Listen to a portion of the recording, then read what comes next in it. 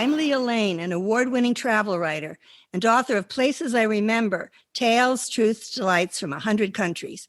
On this podcast, we share conversations with travelers about fascinating destinations and memorable experiences around the world. On this segment, we explore travel memories about the Camino de Santiago, the Way of St. James, the famed pilgrimage routes to the Cathedral of Compostela in Galicia, in northern Spain. It's increasingly appearing on many travelers' bucket lists. Our guest, Anne Bourne, has walked the Camino 9 times.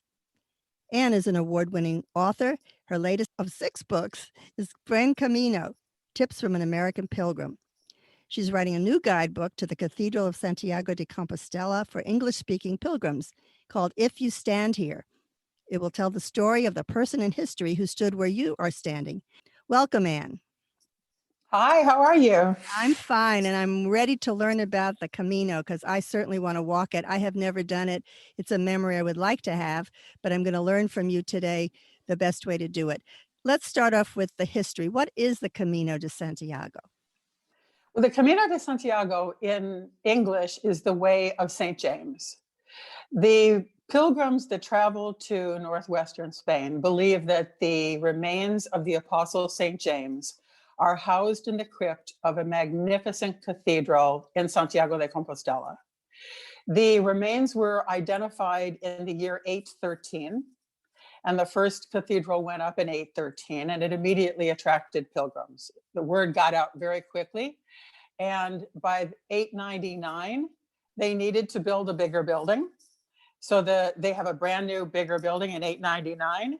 By 1075, it's way too small because thousands of pilgrims will walk right out their front door, trek across Spain, and pay their respects to the crypt, to the cathedral, and ultimately to the Apostle St. James. And the thing that I love about it is how this thing just exploded.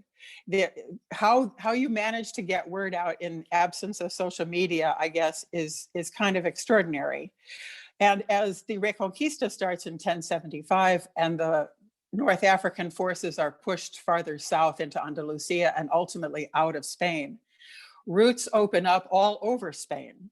So while the most popular now is the Camino Frances, the French way, meaning leading from the French Pyrenees directly across northern Spain to northwestern Spain, there are many other Caminos. There's the Via de la Plata that comes up from Seville. There's the Camino de Madrid that comes from Madrid. There's a Camino Primitivo that comes down from the north and a Portuguese route that goes up from the south. In other words, pilgrims have devised any way they can to get out and start walking.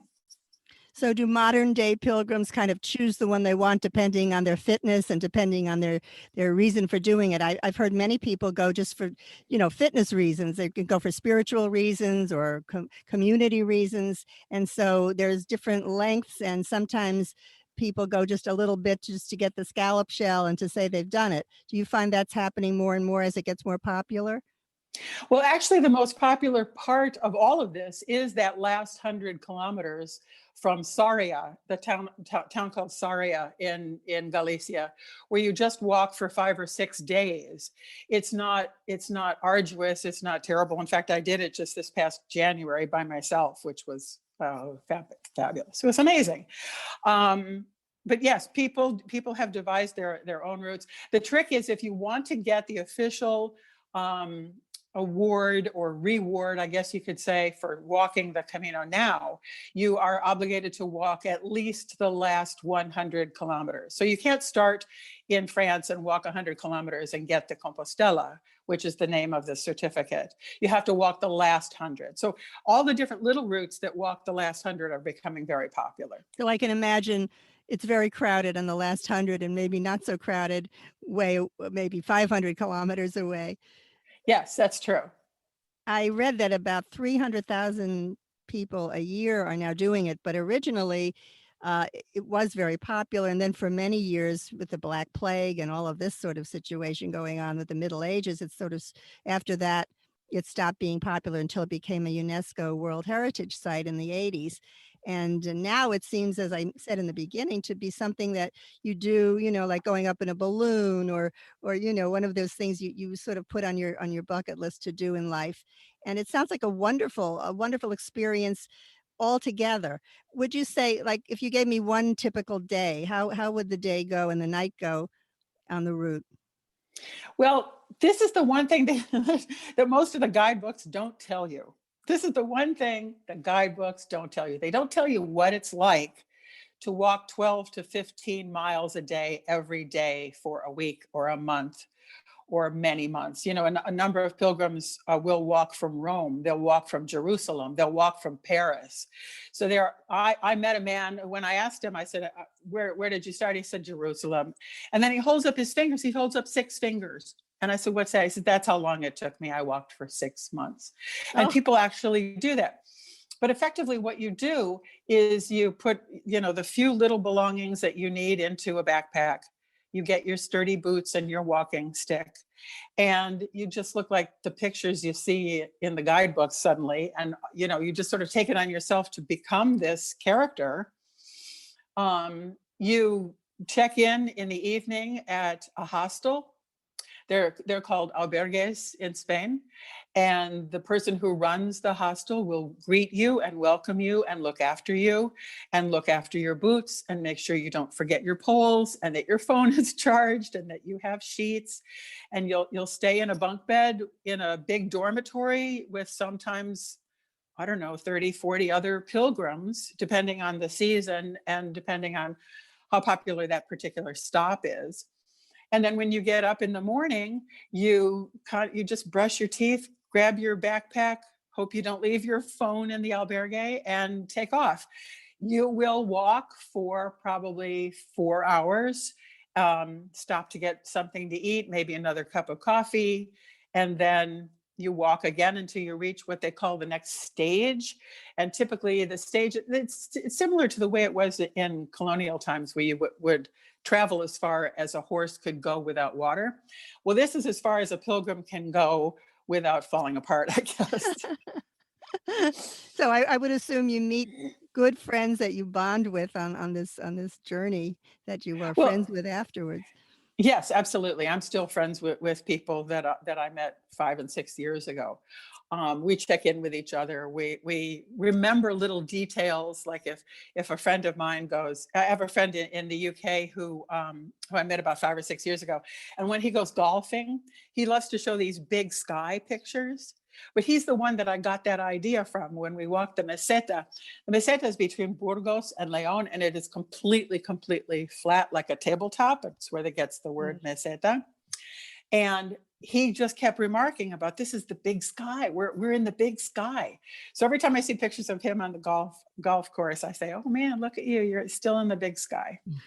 I remember I was in Burgos. I did not go on the Camino, but I did see all over the place scallop shells on the walls. And I wondered what that was. And I found out it was the peregrinos, for the peregrinos, sort of a way to show the direction to go. And what does the scallop shell mean? Well, there are lots of different legends about where it comes from.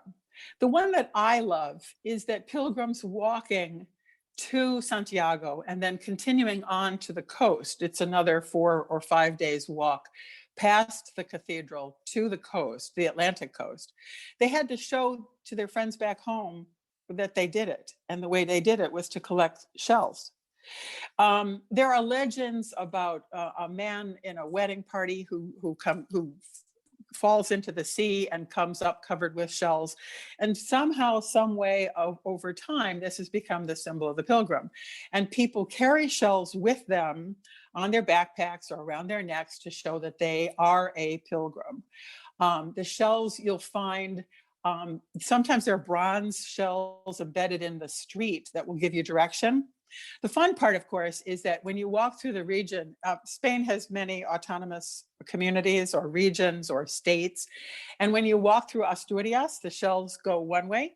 And then when you cross into Galicia, as you get closer and closer to the cathedral, they go the other way. So you can get really messed up in a hurry if you don't watch the arrows. Pilgrims follow little yellow arrows that are everywhere. You'll find them on street posts. You'll find them in the ground. You'll find them on the side of houses.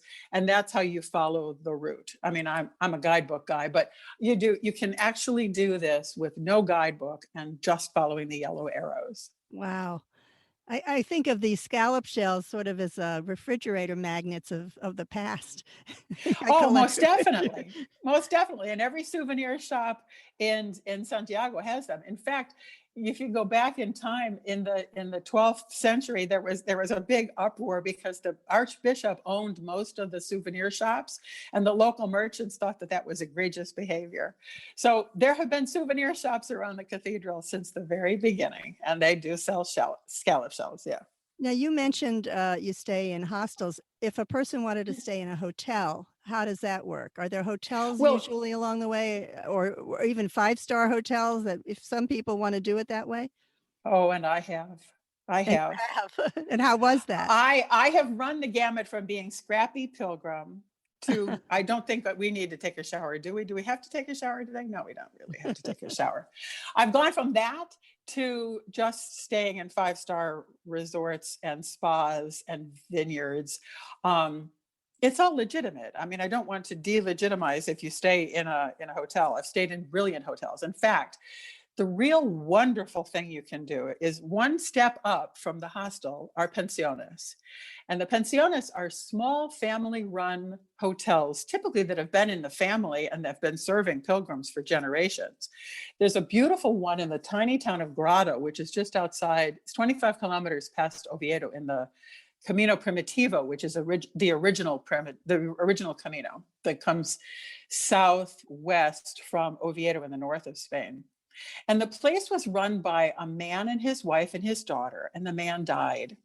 So the wife took it over, completely redecorated, put up pictures of flowers and painted the walls pink. So it's a very girly kind of decor. And she does the front desk. Her mother, the abuela, is in the kitchen cooking, and her daughter cleans the rooms and waits tables. It is the tiniest place that I can't remember how many rooms they have, but I'm guessing probably no more than 6 or 8.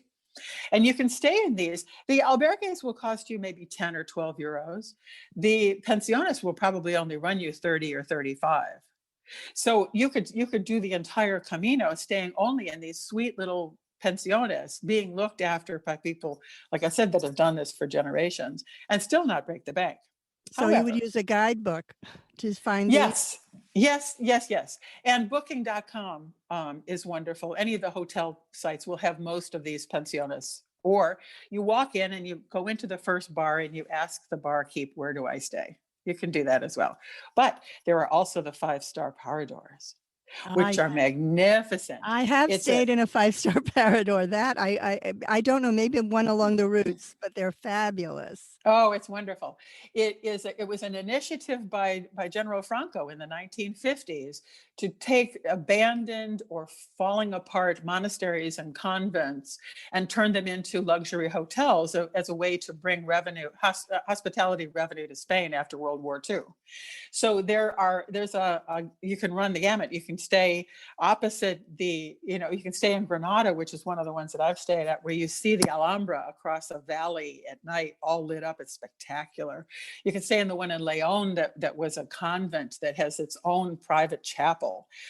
You can stay in the one in Santiago, right across the street from right across the plaza from the cathedral. It was built by Isabella and Ferdinand in 1499. And they actually ousted the locals to put it up. It was kind of an early sort of eminent domain situation that's kind of fun to read about. It sounds like it's hard to get into them. You probably have to book way ahead to get into one of these beautiful paradors. Well, I have found that is actually not the case. The one in Santiago will fill up over holidays when a lot of people come into Santiago de Compostela for the Feast of St. James in July, or for New Year's. New Year's in Santiago de Compostela is wonderful too. But I have found they have great deals. You become an amigo of the paradors. If you go to the Parador website and become an amigo, you get all of these great coupons. And I checked into one in Ferrol, which is in really the most northern part of Galicia. And the first thing the guy did when I checked in, I showed him my passport and I showed him my Amigo card. He says, "Oh no, I just need the Amigo card." At which point he gave me a ticket for a free glass of wine. Excellent. I But you can get remember room upgrades, the Paradors opened in the 1970s, and I didn't even know about them. And I was in Spain with my family, young boys at the time, and we would stay at all of them. They were just empty. And my young son said to me when we were going, "I don't want to stay at another castle." He was complaining bitterly.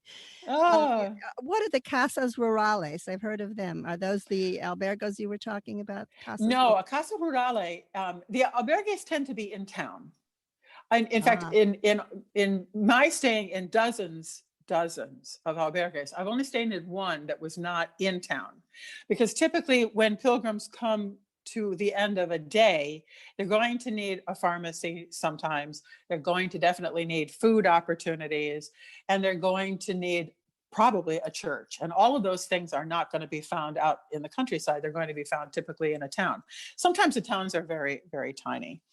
But a casa rurale is, oh no, that's a real special experience. That's when someone has taken sometimes it's a manor house, or sometimes it's just a small antique house, sometimes from the Renaissance, and they've transformed it into a luxury property. I stayed in one where when I checked in, they just asked me, "What would you like for lunch? We'll make you whatever you want." I said, "Well, I'd like a salad." So they brought me a salad. And then, "When would you like dinner?" We only serve, our guests one at a time. Speaking of food, what is the level of food at a basic albergue or a basic hostel versus on the road? How would you eat when you're on the road? What is the best way to find the local food and to check it out? Well, typically I trust the barman. I will go to a bar and ask questions. I will say, sometimes I've even said, "Where would you tell your mother to go eat?" Because, Good question for most things. exactly. I say that to the doctor too. If I were your mother. Yeah, exactly. Yeah, what would you tell your mother? And you can't go wrong, because they know and they're connected. These towns they're all familially run, and it's his aunt who has the albergue, and it's his mother who does this. But typically, when at an albergue, you're going to be served by a volunteer. When you get to the end stages, they are staffed by people who are professionals, and they are paid for their work. But typically it's a volunteer. So a volunteer will make a big soup, or they'll make a big stew, or sometimes just pasta. And if you're lucky, maybe a little bit of fruit. It's meager. It's rare that you stay in an albergue that has a menu. It's going to be just whatever they have, and you'll eat whatever they have. By the time you get there, you're so exhausted, you don't really care. You'll eat anything. I would think in the big cities, you're going to have the most typical. I remember in Burgos, they served a lamb stew that was famous, a typical lamb stew, and they had blood sausage, typical of the region. So each region, depending on which way you walk, is going to have the food. And I would expect that to be part of the experience, to try to eat locally. Although when you're walking all the time, you have to be careful, I would think, a little bit more than just a tourist would be. You're on the road, and are there many pit stops, for example? That's a question people ask. What happens there? Well, a lot of people want to know, well, what if I have to go to the bathroom? Or what if I, blah, blah, blah, what if I sprain my ankle? The fun thing is that the people who do run these bars are tremendously resourceful, and they will, it's not like when I go into a bar here in Michigan where I live, I would kind of expect that if I had a heart attack, the barkeep would know what to do. But in these places, these people will help you dress blisters. They will call ahead for if you need help. They will get you a taxi. So it's a much bigger experience. And this is why I rely on them, always. But as far as food goes, oh my goodness, Northwestern Spain has the best food in Spain. Well, the pinchos, is that how you pronounce it? Those little tapas, the pinchos. Yeah. Yes. Oh my goodness. Ham, pinchos are fabulous. Cheese, and they're fantastic. But that's up in the very north part, in the Basque area. If you're coming from Porto on the Portuguese way, you'd have different kinds of food, I would guess. It depends on the way you're going. But I know up there it's all good. It's fresh. It's amazing. Yeah. And you'll acquire a taste for octopus you never thought you would ever. I mean, you come home and you say, I had octopus every day, and people go, "Oh my God, what the hell?" But that's the thing. It's pulpo. And there's one particular town in Galicia, Melide, that is famous for pulpo. And you go to the Cafe Ezekiel, and the Cafe Ezekiel has pulpo to die for. It's fresh, and they turn it up all day, every day. And it's a wonderful thing to have with a glass of wine, maybe, a side dish of, a handful of roasted salted almonds. It's good. Yum. My goodness, don't get me started on the You're going to get food. foodies going just for the food. Oh, That's fine Lord. too. What about, I've heard that you can bike it or take a donkey, or you don't have to necessarily walk. How many people do it in another way, horseback or whatever way? Well, in fact, when Edith Wharton did it in 1925, she did it by car. So today, that would not qualify you to get that famous certificate, the Compostela. But the majority of people walk. You have to walk, like I said, at least the last 100 kilometers. Bikers have to do the last 200 kilometers. People say, "Oh, well, bike, that must be easy." Well, no, you have to carry the bike, here and there, and you have to skirt this and that and the other thing that you can sort of, work out on your own if you're walking. You can do it by donkey. I actually read just yesterday that there's a man who's walking from Villafranca with his donkey and cart. Wow. When I walked in 2014 in December with my two daughters, we followed a horse up a mountainside, which That's was not a kind of good cool. place to be, in my experience. Well, You want to be ahead of the horse. Yes. We were careful. Okay.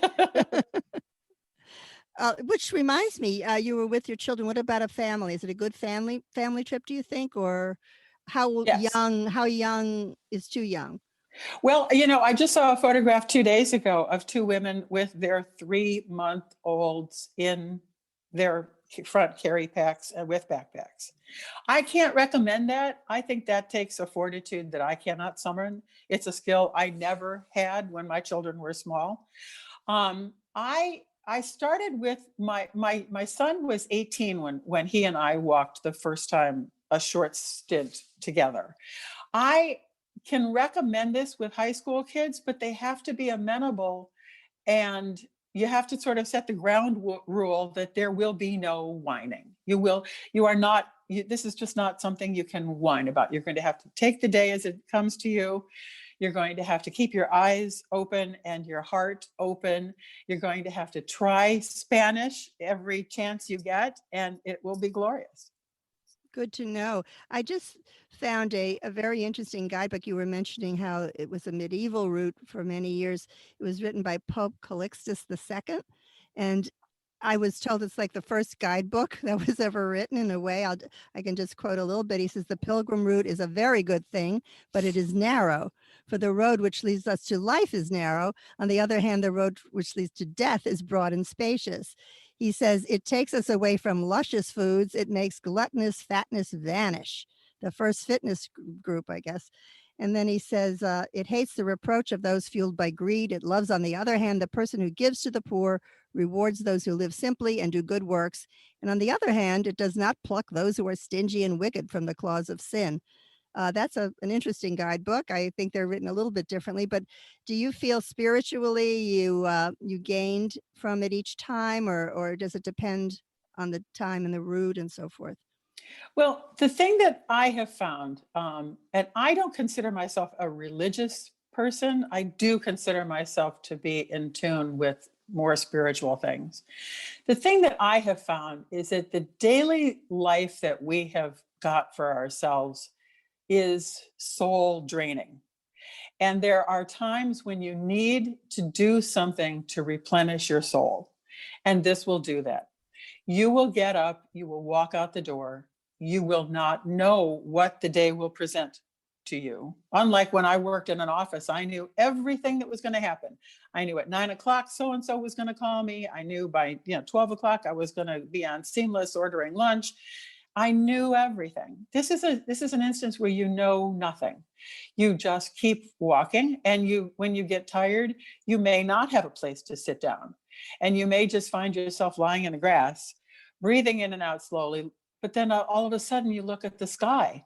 I remember one time when my daughter stopped. She was walking ahead of me, and she was all bent down on the ground. She goes, "Mom, look at this bug." And I Yeah. thought, you don't do that in New York. You don't ever do that. You look at cows and horses and flowers and grapes and the sky in a way you just don't when you're doing this by yourself, or even in a group of people for 12 miles to 15 miles a day. Yes, I read something, I'm probably going to pronounce it wrong, but I read that the end, some people go beyond Santiago to Finisterre. Is that how you pronounce it? And Yes. I read that in Spanish, Finisterre means Milky Way, the Milky Oh Way, no, that means the end of the earth. end of It the means earth. end of the earth. Yes. And The that they Milky call it Way. the Milky Way because of Yes. what you're talking about, the awareness of beauty and the awareness of Well, the sky. it's even more specific. The actual real life Milky Way up in the sky, the stars, actually follows the Camino Frances.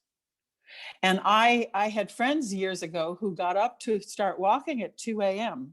because it was going to be hot that day. And what they didn't anticipate was that they were going to be following the Milky Way. They were out in the middle of the meseta. It is miles and miles of what my mother would say, nothing but miles and miles. And they had this broad, incredible vista. They said the only thing they saw were the windmills in the wind turbines in the distance, and they saw the blinking and they thought it might be lightning. That was Wow. all they could see was stars, and it was spectacular. It sounds absolutely wonderful. I can see why word of mouth has become, it's just the thing you hear. You hear about the Northern Lights, going to see the Northern Lights. You hear about going on the Camino. These are the things people now want to do. We've done the other things. Many people have been, to many places, but they want to do something meaningful and beautiful and natural and healthy and all of that kind of thing. This is going to be the last question. So we're called Places I Remember. So what do you, having been there 9 times, remember most? What brings you back year after year? Well, that's simple. And I think most pilgrims would say the same thing, and it's the people. You will, I did a thing once where I decided, all right, I've got my phone. I'm going to just do a little recording to send to Facebook and so I started out, I said, "Hi, I'm walking the Camino, and I started this morning in," okay, where was I? Okay, next. "Hi, I'm walking the Camino, and I started this morning in Burgos, and I'm on my way to," oh shoot, what was the next town? And I was a complete blank. But I can tell you about the waiter in Burgos who, when I ordered churros con chocolate, he said, "No, señora, aquí chocolate con churros." Little things like that. I remember the biker who I kept passing, and he kept passing me when I was walking in 2010, who stopped along the side of the road to wait for me to catch up to him, so he knew I was okay. And then he asked if he could put my backpack on the back of his bike. I remember walking by myself out in the middle, really in the middle of nowhere, and being passed by a car that went probably 100 yards ahead of me and stopped, because I had taken off my backpack to get something out of my backpack. And they wanted to make sure that I had put my backpack back on and was walking again before they left. They wanted to know I was okay. Or the man just outside Vigo, when I was walking with my youngest daughter, who, when we're standing there looking at the phone, and she's looking at the book, and he says, "You go this way." And I said, "Well, oh, are you sure?" He says, "Yes, I'll take you." He walked us 20 minutes along the beach to a bar where he bought us both drinks, and then walked us up to the highway, pointing out where the arrows started again, and told me he'd never walked the Camino, that he was waiting for a woman to walk with him and pay his way. I told him, "I'm sorry, sir, that's not me today." He says, "I know." Yeah, that's wonderful. I definitely want to walk the Camino. Thank you so much, Anne, for sharing. And your book, Buen Camino, Tips from an American Pilgrim, I am definitely reading it. It sounds like you know this way, the way.